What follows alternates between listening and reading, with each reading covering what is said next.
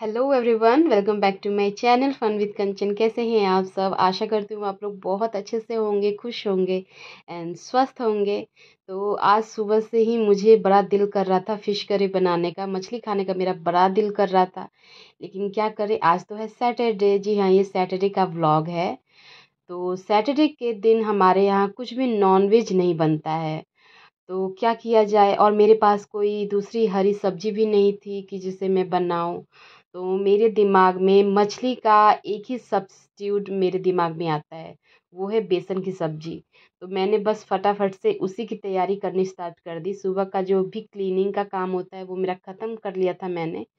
और मैं बस सबका नाश्ता वगैरह कराने के बाद ये मछली बनाने में लग गई थी। मछली जैसी बेसन की सब्जी बनाने में। मछली नहीं बना रही हूँ मैं। लेकिन हाँ, ये अगर आप मेरे हाथ का खाएंगे ना तो सभी कहते हैं एकदम मछली की तरह ही मैं बनाती हूँ। तो बस उसी के मसाले मैंने फ्राई किए हैं यहाँ पे, और अभी फ्राई कर ही रही हूँ। और साथ में मैंने बहुत सारे टमाटर का यूज़ किया है इसमें, क्योंकि मुझे ग्रेवी जो इसकी तरी होती है ना वो बहुत सारी बनानी है। क्योंकि इसकी तरी एक तो मैं बहुत ज़्यादा खाती हूँ, दूसरे मेरे जो बड़े बेटे हैं वो बहुत, उनको बहुत ज़्यादा पसंद है। तो यहाँ पे मेरे मसाले जो हैं एकदम भुन गए हैं अच्छी तरह से। और दोस्तों, मैं जो भी पकाती हूँ ना, कुछ भी खाना बनाती हूँ उसी आँच पे ही बनाती हूँ, मीडियम फ्लेम पे एकदम बनाती हूँ।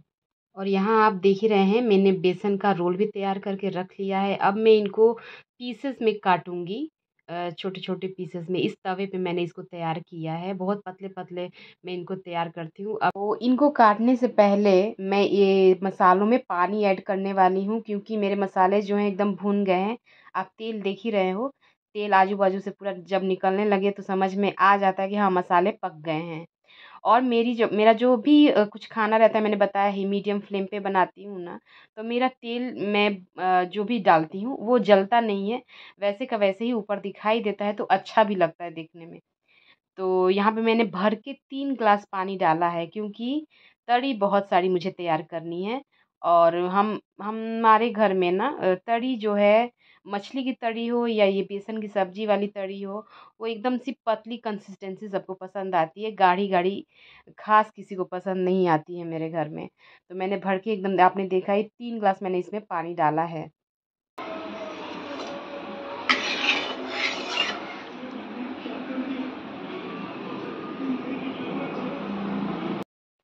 तो इनकी पीसेस आप देख ही रहे हो मैंने किस तरह से काटा हुआ है। लेकिन इनको अभी मैं तुरंत पानी में नहीं डालती हूँ, मतलब जो मैंने तरी तैयार की है उसमें जो तुरंत नहीं डालती हूँ। और ये क्या, लाइट भी चली गई है। ये आजकल ना बार बार लाइट जाने का प्रॉब्लम शुरू हो गया है। जब गर्मियाँ बढ़ती हैं तो लाइट भी जाने का प्रॉब्लम, सिलसिला जो है वो शुरू हो जाता है। तो मैंने पहले यहाँ पे धनिया की पत्तियाँ भी काट के रख ली हैं। और यहाँ पे मेरी तरी भी तैयार हो चुकी है। देखिए कितनी खूबसूरत लग रही है देखने में ही, एकदम से टेस्टी लग रही है। समझ में आ रहा है कि हाँ, टेस्टी तो होगी ही। तो अब मैं क्या करूँगी, इनको अब मैं तरी के अंदर डाल दूँगी। 1 से 2 मिनट और पकाऊँगी तरी के साथ। और उसके बाद मेरी जो सब्ज़ी है मछली वाली फ्लेवर की, वो बस खाने के लिए तैयार हो जाएगी, बस 2 मिनट और।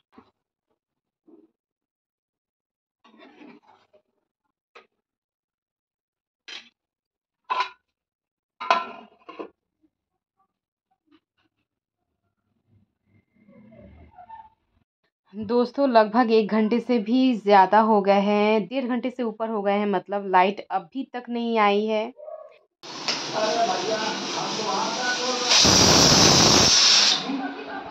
तो 1.5 घंटे के बाद जाके लाइट आई थी, और यहाँ मेरे चावल भी तैयार हो गए हैं।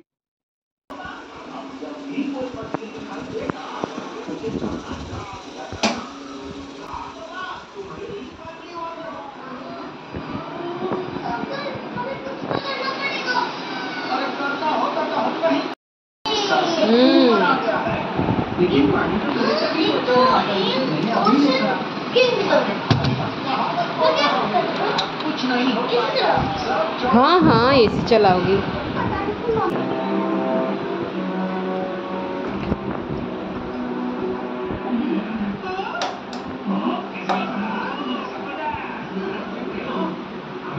गर्मी ही इतनी ज़्यादा है कि कोई भी कहेगा कि हाँ एसी एक बार चलाने का तो नाम लेगा ही।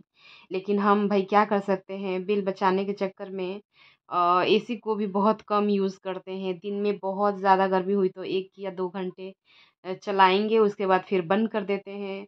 और रात में भी एकदम से 10 बजे या साढ़े 9 बजे के बाद ही हम लोग एसी ऑन करते हैं। तो मैंने उस वक़्त इसलिए आरुष से कहा कि हाँ, अभी एसी नहीं चलेगा। तो दया भी आती है कि बेचारे एसी चलाने के लिए कहते हैं और मैं मना कर देती हूँ। तो ख़ैर क्या कर सकते हैं, मजबूरी है। और अभी मैं यहाँ पे सुशील जी के लिए थाली तैयार कर रही हूँ, उनका खाना निकाल रही हूँ।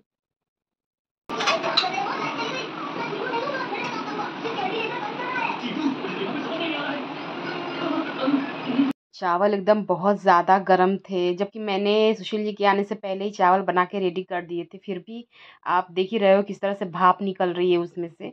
तो मैंने थोड़ा चावल को फैला दिया कि जल्दी से ठंडी हो जाए। एक तो वो लोग बाहर से आते हैं, मतलब इतनी धूप से, और बहुत ज़्यादा गर्म खाना भी अच्छा नहीं लगता है। तो इसलिए मैंने थोड़ा सा चावल को फैलाया ताकि वो ठंडा हो जाए थोड़ा। और इनका खाना निकालने के बाद मैंने बच्चों के लिए भी प्लेटें तैयार की। तो उनका खाना भी मैंने क्या किया कि पहले चावल को निकाल के थोड़ा ठंडा होने के लिए छोड़ दिया, और उसके बाद मैं सुशील जी के लिए आम काटने लगी। उनको भाई अब, तो मैंने पहले पिछले व्लॉग में भी बताया था ना कि उनको ना अब हर वक्त आम चाहिए। आम का सीज़न आते ही मेरे घर में अजीब ढंग से आम आते हैं, बाप रे! मतलब उनको ना तीनों टाइम आम चाहिए। और अभी जबकि आम की शुरुआत हुई है यहाँ पे, तो कोई ख़ास टेस्ट भी नहीं है, फिर भी आना शुरू हो गए हैं। तो मैं बस स्मेल कर रही थी कि जिसमें से मीठी खुशबू आएगी ना, वो वाले आम काट के मैं उनको दूँगी। तो मैंने वही चेक कर रही थी यहाँ पे, और एक साथ उनको 2-2 आम चाहिए, वो तीनों टाइम ही आम खाते हैं। भई आम, व्हाइट-व्हाइट आम कौन खाता है? मैं खाता हूँ, कौन खाता है? ऐसा कलर होता है आम का, कोई आम है? कैसा कलर होता है? छी! तुमको क्या मालूम? जो आम मैं खाई हूँ ना, वो तुम भी नहीं खाए। अच्छा, आम के पेड़ था तुम्हारे घर में? जिसके घर में आम का पेड़ नहीं रहे वो आम नहीं खाता है। वो खाता है। हमारे घर में आम का पेड़ है, बगीचा है। पेड़ से लेके आए हो? हाँ ये हाँ। अरे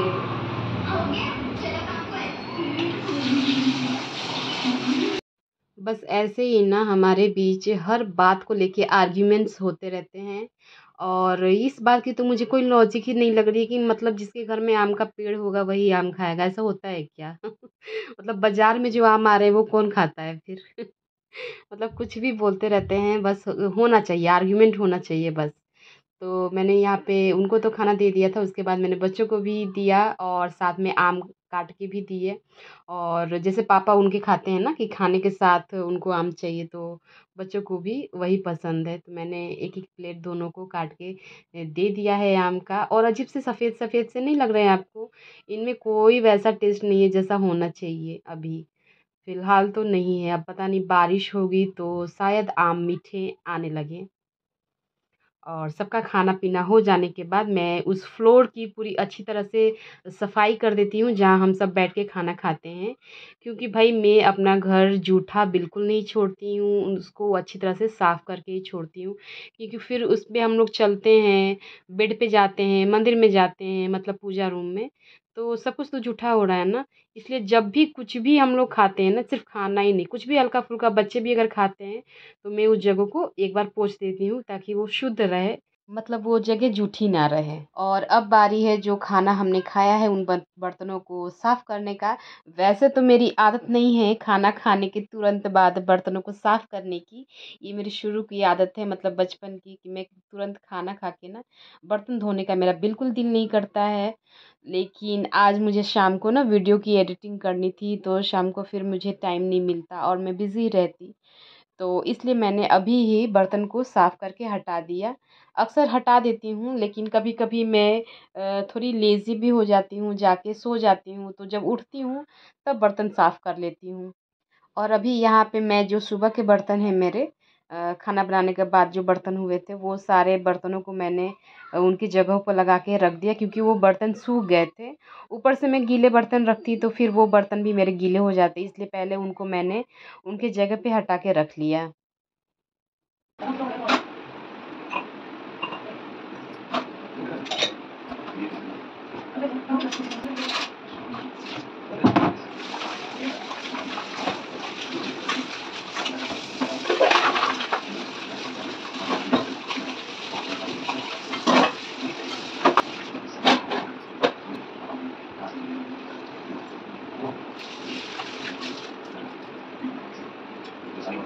और दोस्तों आज मैंने अपने घर में मिट्टी का घड़ा मंगवाया है। मैंने बताया था ना आप लोगों से कि हम सब फ्रिज का पानी बिल्कुल नहीं पीते हैं, और जिस वाटर कैन में पानी रहता था ना वो प्लास्टिक होने की वजह से काफ़ी गर्म सा रहता था, अच्छा नहीं लगता था पीने में। तो इसलिए मैंने सुशील जी से कह के ये मिट्टी का घड़ा मंगवाया है, और मिट्टी के घड़े का जो पानी होता है ना उसकी बराबरी ये फ्रिज का पानी तो बिल्कुल नहीं कर सकता है। तो बस मैं उसी घड़े को अभी नमक से धो रही हूँ। दीदी ने बताया था कि नए घड़े को या पुराने घड़े को भी नमक से धो देने के बाद ही यूज़ करना चाहिए। पुराने घड़े में कभी कभी क्या होता है ना कि वो ठंडा नहीं करते हैं, तो उस वक्त भी एक बार अगर नमक से धो दिया जाए तो वो वापस से ठंडा करना शुरू कर देते हैं। तो ये आइडिया मुझे काफ़ी अच्छा लगा, तो अभी मैं क्या कर रही हूँ, वही नमक से बहुत सारा नमक लिया था और काफ़ी ज़्यादा नमक लगा था इसको धोने में मुझे। और जब तक मैं ये घड़ा धो रही थी ना तब तक आरुष मेरे पास ही खड़ा था, और तरह तरह के उसके सवालों का सिलसिला शुरू था कि मतलब ऐसे करेंगे वैसे पिएंगे, मौसी के घर में भी है, अपने घर में भी आ गया। वो बहुत खुश था, उसको अच्छा लग रहा था कि मतलब मेरे घर में कुछ नया आया है।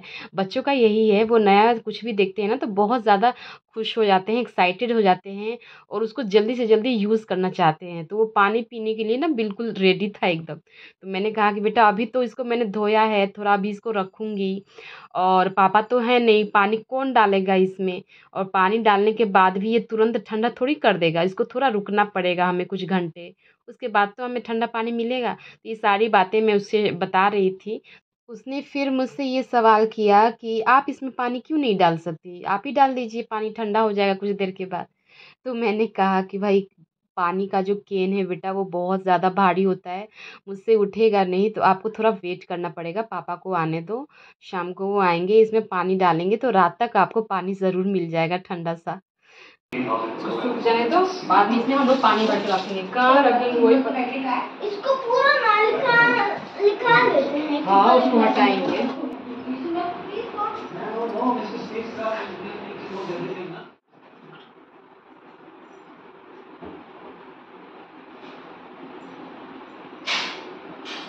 तो दोस्तों अभी वक्त हो रहा है, शाम के 8 हो रहे हैं, 8 बज रहे हैं, रात के 8 कहिए या शाम के। सुशील जी आ गए हैं, आज थोड़ी जल्दी आ गए थे 8 बजे तक। तो मैंने बस ये जगह को साफ़ किया, अभी तक तो वहाँ पे वाटर कैन रखा हुआ था, तो अभी तक मैंने इसको साफ़ नहीं किया था क्योंकि उसमें अभी पानी था, और वही पानी हम लोग पीने में यूज़ भी कर रहे थे। तो शाम तक वो कैन आप पीछे देख ही रहे हो, बस थोड़ा सा ही पानी बचा था, मैंने उसको हटा दिया और फिर उस स्टूल को अच्छी तरह से साफ़ कर लिया। और एक ये आइडिया आप देख रहे हो, मैंने एक छोटी सी बाल्टी का यहाँ पे यूज़ किया है घड़े को रखने के लिए, और उस बाल्टी के अंदर मैंने एक ईंट का टुकड़ा भी डाल के रखा ताकि एक हेवी बेस बन जाए, और इसके ऊपर मैंने घड़ा रखा। रीज़न क्या है इस तरह से रखने का, क्योंकि नया घड़ा जो होता है ना उसमें से पानी रिसता है, तो पानी रिसेगा तो वो कहाँ जाएगा, फिर नीचे इधर उधर बिखरता रहेगा। तो मैंने नीचे बाल्टी रखने से क्या होगा, सारा पानी रिस के उस बाल्टी के अंदर कलेक्ट होता रहेगा और मेरा घर भी गंदा नहीं होगा। तो मैंने बस ये आइडिया अपनाया, और अब इसमें पानी डालने की बारी आ गई है, और सुशील जी बेचारे नहाने जा रहे थे, लेकिन मैंने उनको रोक लिया था पानी उस घड़े में भरने के लिए। तो है ना अच्छा आइडिया, तो इसको आप भी यूज़ कर सकते हो अगर आपके पास छोटी सी बाल्टी है और आप नया घड़ा खरीद कर लाए हो, तो उस बाल्टी को यूज़ करिएगा उस घड़े को रखने के लिए। बाकी मेरे पास अभी कोई स्टैंड नहीं है, मंगवाऊंगी, स्टैंड बहुत जल्द मंगवाऊंगी, तब तक मेरा घड़ा भी ठीक हो जाएगा मतलब। तो अभी फ़िलहाल ये तरीका बहुत सही लगा मुझे। तो आज का ये व्लॉग आपको कैसा लगा मुझे वो भी कमेंट करके ज़रूर बताइएगा। और मैं यहाँ पे पानी अभी ठंडा तो हुआ नहीं है, लेकिन फिर भी सुशील जी को मैंने एक गिलास पानी दिया था इसमें से, इसका उद्घाटन किया था मैंने कि पहले आप ही पानी पीजिए। तो चलिए मिलते हैं नेक्स्ट व्लॉग में, till then bye bye, take care.